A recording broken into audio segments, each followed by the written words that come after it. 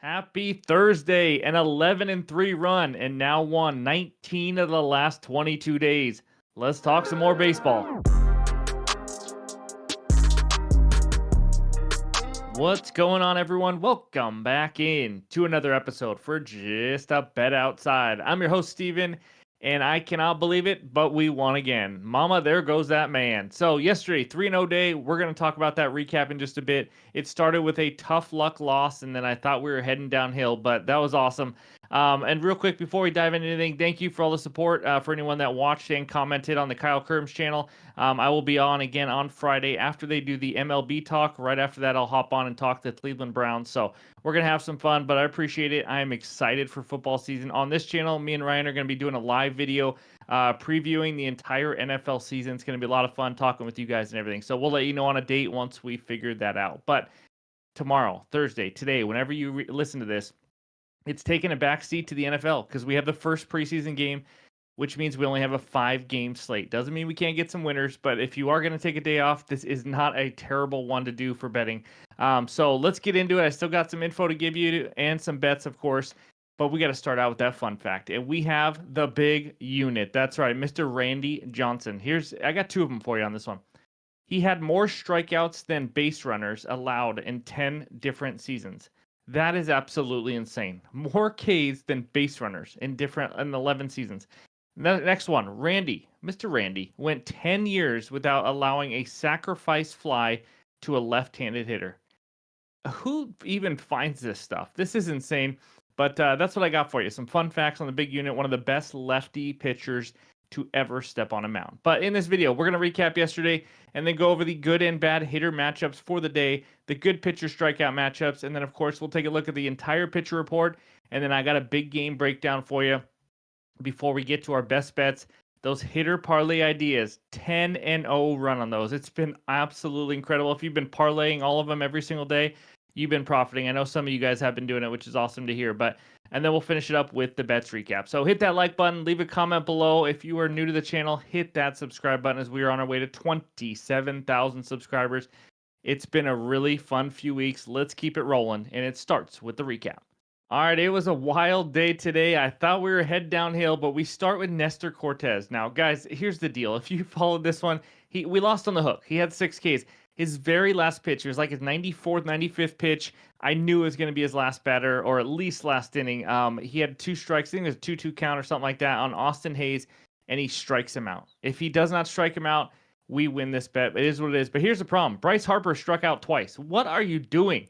It is Nestor Cortez. He is a guy that looks like a guy you'd have a barbecue with at a family reunion or something. I don't even know what I'm saying. But either way, what are you doing, superstar? But we lost. Now, the over 8.5 Nats Dodgers. Let's talk about the lucky side of it. Well, unlucky because they had a million hits and couldn't score, but lucky because we needed one more run. There's 2 outs in the 9th, and we got it on a wild pitch. I'll cancel it out. We got lucky on that one. Gurriel, Tovar, easy peasy winner. First at bat and second at bat for those 2. And then another one that we got a little lucky, Framber Valdez. They fell down 4-0, and Framber held him at 4, went 6 innings. In the bottom of the 6th, they get 2 runs to take the lead, and they never give up that lead, and he records the win. So I'm not going to complain. We got as lucky as we did unlucky. Probably luckier, honestly. It's better to be lucky than good sometimes. But 19 of the last 22, there is the overall record, up 1.64 units. Let's keep that train rolling. But before we get into the best bets and all that, we got to talk the good and bad hitter matchups. All right, we are used to seeing an entire page of good hitter matchups. For 5-game slate, we only have 3 of them. Ian Happ, 7 for 16, 4 extra base hits versus Sonny Gray.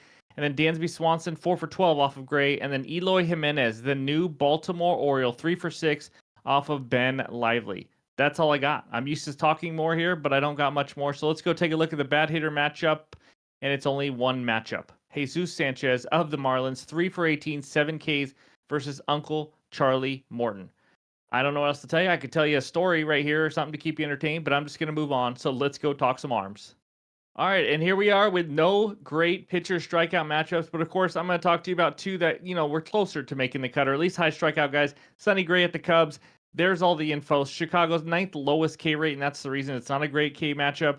Very similar home road splits. We're going to be talking about this game in just a second, so I really don't want to just go over everything. But Imanaga versus the Cardinals. Cardinals seventh highest K rate versus lefties the last 3 weeks. So none of those teams are really good matchups for the pitchers exactly.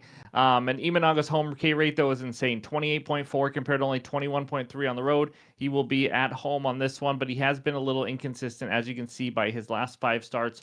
More on these pitchers in a bit, but now it's time to take a look at the pitcher report.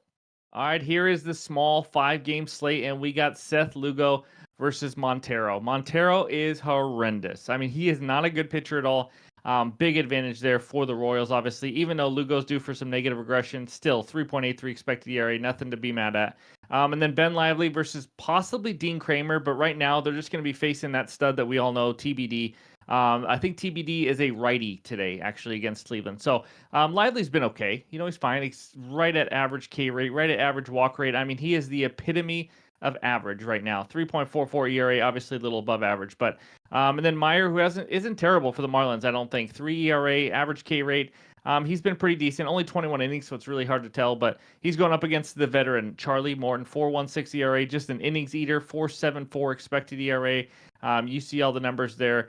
And then Sonny Gray, Imanaga, more on that later. And then Ryan Feltner, who has not been as horrendous. I'll just say that, as I would think he would be. Against Carson Fulmer of the LA Angels in the game of the night, game of the year. My goodness, what a matchup. Anyways, some more average K rates. Fulmer's been struggling a little bit with command, 11.6% walk rate, so on and so on. So there's all the averages on the bottom, and that's all we got for you for the pitcher report. So that means it's time for the big game breakdown. All right, before we get to that big game breakdown, it's time for the KALSHI trade of the day, and I am here to ask for help. Actually, I am, because I've had some that have closed that have actually done really well for me, but I need a new one, and I have something I don't know anything about. You guys might. So we went to culture, we went to music, and we're going to go to that first one right there. What genre will Beyonce's next album be? I'm going to be honest. Ever since Destiny's Child, I have not kept up with Beyonce, but it doesn't mean I can't freaking win some money. So you guys can help me out. So as you go down, you can see all the options. R&B, hip hop, rock are the more popular, or are the 2 favorites. Then we have gospel, American folk, all the way down, country, rap. If anybody is a Beyonce expert, please leave it in the comments and let me know what I should put a trade on. Trading is paused right now because I'm recording this late at night, but I'm going to put some money on this one in the morning because I need some more action. And if you have not done KALSHI yet, guys, it's a ton of fun. You can buy and sell. You're trading like stocks, except for things that actually interest you. Federally regulated in all 50 states. You guys know we've been talking about it for a while now. First 500 signups get a $20 bonus credit. So go check it out in the link below. But let me know also about Beyonce because I know nothing. That's all I got for you. So that's the KALSHI trade of the day. And now back to the big game breakdown. All right, we go out to Wrigley Field where the Cubbies are hosting the St. Louis Cardinals in the big game breakdown. Cubs on the money line -112, Cards -104 with a total of 8 runs. Let's talk the spot here. Cardinals coming in here after winning 2 of 3 in Texas. This is the first game of a short 4-game road trip in Chicago. It's bizarre, but that's all they're doing. 5-5 in their last 10. I might be wrong on that. I didn't count yesterday's game on Wednesday, but Cubs came in late from Cincinnati after losing the series to the Reds. This will be the first game of a 7-game homestand. Sometimes teams can struggle a little bit on the first home game after a long road trip, and they're 4-6 in their last 10 going into yesterday. I didn't check it after that. I'm not gonna lie. But starting pitcher matchup: Sonny Gray versus Shota Imanaga. Not bad for a 5-game slate. But let's talk about Gray first. He's been struggling. He's not the Sonny Gray we're used to seeing. In the month of July, which is 24 innings, he has a 6.75 ERA. That is just not bad. That's awful. He is getting hurt by the long ball. He's given up 12 home runs this year. 5 of those 12 had been in the month of July. And again, that was only in 24 innings. He's given up 5 earned runs exactly in 3 of his last 4 starts. That is no bueno. That's to the Nationals twice and the Braves. The other game he didn't. He still gave up 3 earned runs to this same Cubs team.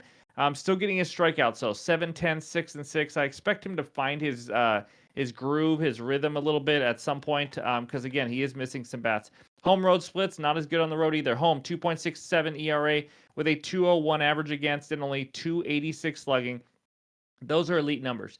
On the road, 5.29 ERA, 2.68 average against, and a 5.14 slugging. 10 of those 12 home runs he's given up have been on the road. Similar home road K and walk splits. Now let's talk righty lefty versus lefties. Much worse, giving up a 268 average and 448 slugging. On the road versus lefties, which is where he's on the road here. So any lefties, it's been his kryptonite. 304 average and a 543 slugging. Now versus righties, giving up a 197 average and 332 slugging. Similar case splits on righty lefty, but he does have a higher walk rate. 8% walk rate to lefties, 4.2% walk rate to righties. Now, Gray's a guy, we've talked about this with some of these guys. They've really struggled a third time through the order. First time through the order, 2.45 ERA, 3.38 slugging. Second time, 3.77 ERA, 3.23 slugging. And then the third time, 6.17 ERA with a ridiculous 0.591 slugging. It's not good. Shota Imanaga now. Let's talk about the lefty. He has found his groove again, just like Stella. 2.55 ERA in July. He does have a few starts this season where he's gotten crushed. It's just bizarre where he just gets lit up like a freaking Christmas tree. And we haven't talked about a lot of Christmas trees this year, actually. But 3 earned runs or less given up now in 5 straight starts, which you like to see. He's faced the Cardinals already this year, gave up 1 earned run, 4 hits in 7 innings. That was in Chicago. Now, home road splits. Similar ERA in both. 3.14 ERA at home, 2.75 ERA on the road. Home 226 average against and 385 slugging. Road 246 average and 369 slugging. Not a huge difference there, but he does have a ridiculously better K rate at home, which is where he's going to be. 28.4% K rate at home, 21.3% on the road. And at home, we've talked about this before. I think some guys, when we actually have already talked about Shota Imanaga like, I don't know, a month or so ago, and he had an elite walk rate at home. And I remember some people reaching out saying they bet his under walk prop. But elite walk rate at home, meaning 2.2%. That's George Kirby like.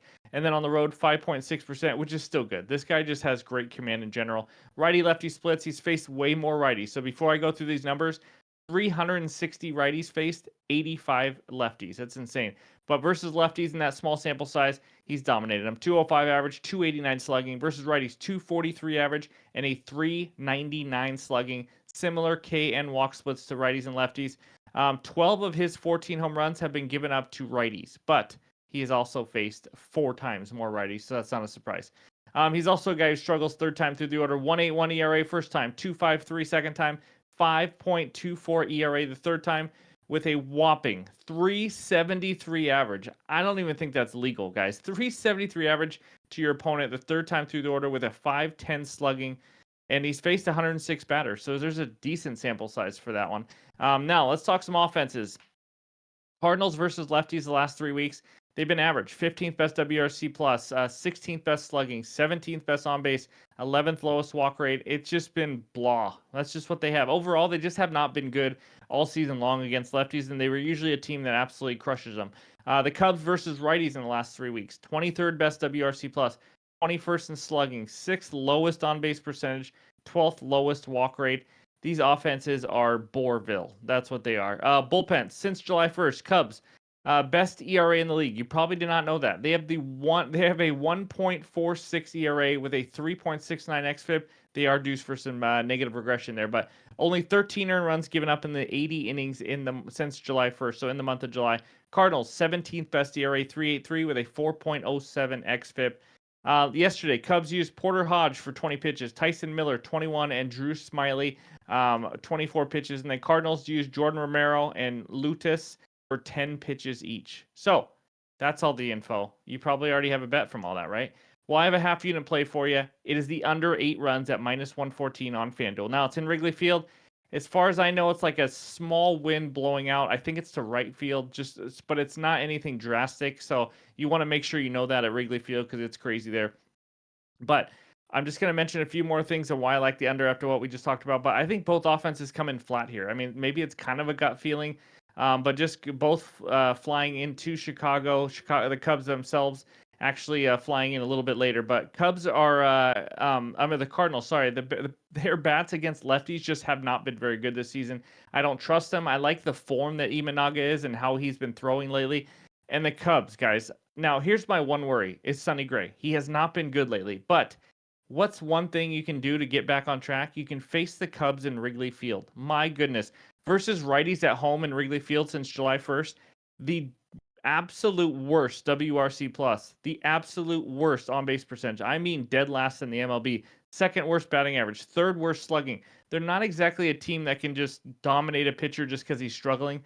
They absolutely struggle. They struggle overall, as we already talked about earlier, but they really struggle at home.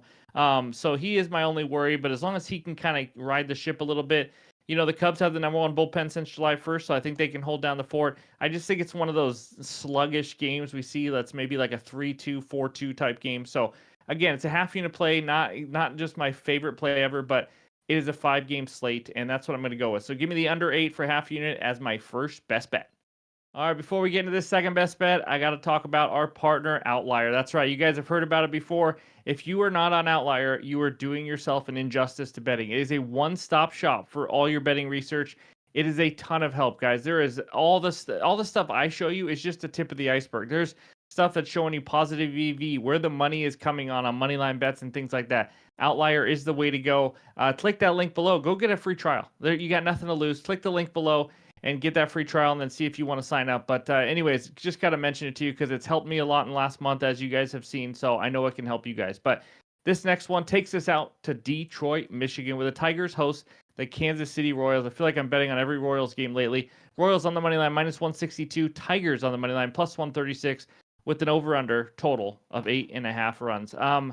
I got a same game parlay for you. Give me Bobby Witt Jr. 1+ hit and Royals money line at minus 125 on DraftKings for a half unit. Now, the odds on FanDuel are not out right now. Bobby Witt's hit prop is not out on FanDuel, so maybe you get better odds there or somewhere else. But right now, all I see is DraftKings, so this is where we're at.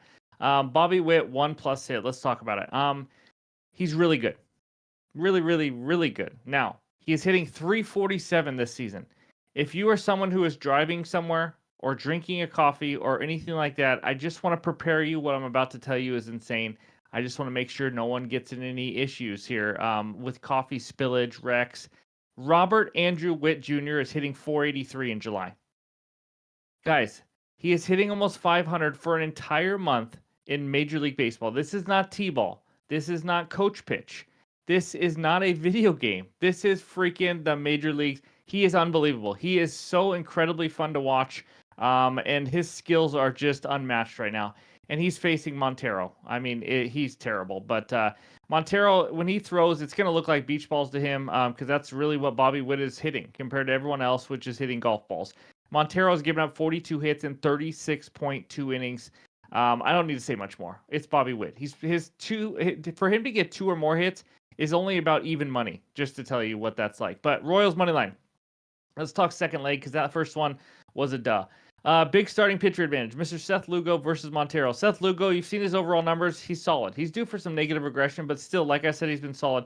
Last start was his worst start of the season versus the Cubs, earned run-wise. He gave up 6 earned runs, but in 6.1 innings, he still only gave up 5 hits. He wasn't hit all over the ballpark. 3 of the 6 earned runs were when a reliever replaced him with the bases loaded and gave up a grand slam to Patrick Wisdom. So, I mean, it wasn't like he gave up all 6 runs by himself also. Before that, though, he gave up 2 or less earned runs in 10 of his 13 starts. He is facing a Tigers offense. Now, I'm going to tell you the numbers, and then I'm going to tell you what also changed with them. 20th in WRC+. This is versus righties the last 3 weeks. 18th slugging, 22nd on base percentage. But 2 top-of-the-order guys are out now. Mark Canha was traded. Riley Green on the IL. That's huge. I think this lineup is really weak, and you're going to start seeing it until at least Riley Green comes back. So the Tigers offense is not someone that scares me. Now, Keider Montero, I think is how you pronounce the first name. He is not going to be in the big leagues long. He's not. He's like a Davis Daniel. He's given up 10 home runs in 36.2 innings. That is not good at all. Now, also, let's pair with that. He's had 11 walks in 36.2 innings. He is giving up a ridiculous 677 slugging to righties. 677. At home in 25 innings, a 6.84 ERA. 5 earned runs in 3 straight starts. What is Patrick Corbin Jr. doing on a mound? I just don't understand it. They're just going to keep trucking him out there, I guess. But Royals offense versus righties the last 3 weeks, 10th best WRC plus and slugging, 4th best batting average, and the absolute lowest K rate, 14.6%. For a guy who doesn't miss many bats, facing a team that never misses the ball, it seems like it's going to be a tough matchup for him. Bullpens. They've been about even in the last month. Royals bolstered their bullpen with some trades, as you guys know. I give them the advantage slightly, but I mean, you could just say it's even. But honestly, Royals money line. I thought about Royals -1.5 on its own, but I like the Bobby Witt and Royals money line because we have an all-star starting pitcher versus a future car salesman, and then we got the Royals offense, which is much better, and about even bullpens.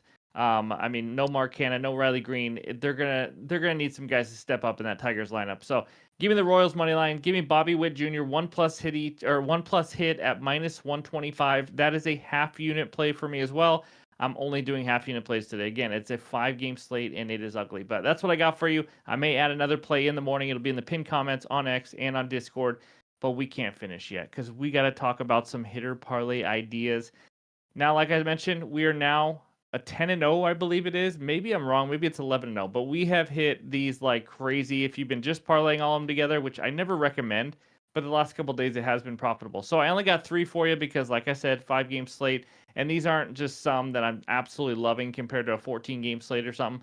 But the first one, Ian Happ, 7 for 16 off Sonny Gray, which is very impressive. It's much better at home. You don't want to tail Ian Happ on the road. He's hitting 177 on the road compared to 292 at average at home. And if you guys are looking for splits, you guys have asked this before. Just you could Google someone's name and then put Fangraphs splits or something like Ian Happ splits Fangraphs. You'll go find his profile page and then search for any profile page. You can click on splits when you're there, and it gives you home, away, every month, K rates, just anything you need. Hopefully, you guys already know that, but I wanted to let you know. But he's only hitting 230 on the season, but this is a good matchup. And being at home, obviously hitting almost 300 is a reason he's on here. Second one, the rookie, Xavier Edwards. He's a rookie who's just absolutely taking the league by storm. I mean, he has been unbelievable, hitting 415 in the last 15 days, 6th best in the majors. You're not supposed to be in the top 6 in the majors on anything when you're a rookie. Only 38 at-bats, but he's hitting 421 on the road. And now he's facing Uncle Charlie Morton, who could probably be his dad. He's about average, 8 hits per 9 innings. I'm just riding the hot bat here with Mr. Xavier Edwards, who just hit for the cycle last week, by the way. And then, or maybe it's earlier this week. Jorge Soler of the Atlanta Braves. That's right. He is now back on the Atlanta Braves. He just played I think it was his first game yesterday, and he hit leadoff. You'd love to see that because he's going to get lots of ABs if he's going to hit leadoff. Even though he went 0 for 3 in that first game with Atlanta, he's hitting 527 or 524 last 7 days. If you don't know, it's the #1 batting average in the major leagues the last 7 days. So now he's facing Max Meyer. He's been okay in 4 starts, not bad. 15 hits, 21 innings, 4 or less Ks though, in 3 of the 4 starts. So he's not a guy that misses a ton of bats or anything. So I like Soler to stay hot. Again, with not many matchups or games, I'm just kind of riding the hot bats here with a little bit have to do with the matchup. So those are my 3 hitter parlay ideas, my 2 best bets, the big game breakdown, and all the research help that you need for today. And now let's check out the bets recap. All right, these are the 2 best bets under 8 in the St. Louis and Chicago Cubs game for a half unit. And then Bobby Witt Jr. 1+ hit in the Royals money line -125 on DraftKings. Again, it may be better odds on other books by the time we wake up in the morning, but this is all I had available. So we're going to go with this one. So those are my 2 best bets. As you can see there on the bottom, added plays will be on X, on Discord, which is free. Click that link below. Come talk some sports with us every single day. And it'll also be in the pinned comments under this video. So thank you guys for watching. As always, this has been a fun run, and love going back and forth with all the comments and everything. I appreciate you guys taking time out of your day to do that. So hope you have a great Thursday, and we'll talk to you soon.